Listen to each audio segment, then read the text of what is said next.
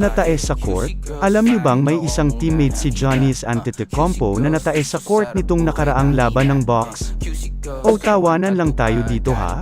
Like and follow na rin syempre kung ayaw mong matae sa shorts mo. Mukhang talagang naging dikdikan ang laban ng Raptors at Bucks nitong nakaraan lang.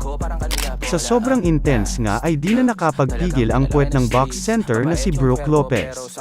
Hindi lang kasi ang galing niya sa shooting ang nagmarka sa court. Tumetak at tumagos din kasi ang husay niya sa kanyang shorts. Malakas man sa depensa itong si Lopez ay mukhang di niya napigilan ang tawag ng kalikasan. Siya na nga ang bagong tagapagmana ni The Fruit, ay este the truth pala na si Paul Pierce.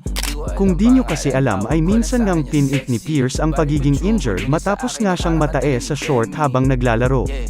Pero in fairness naman kay Lopez dahil di siya tumigil sa paglalaro kahit malagkit na ang brief niya. Natae ka na rin ba sa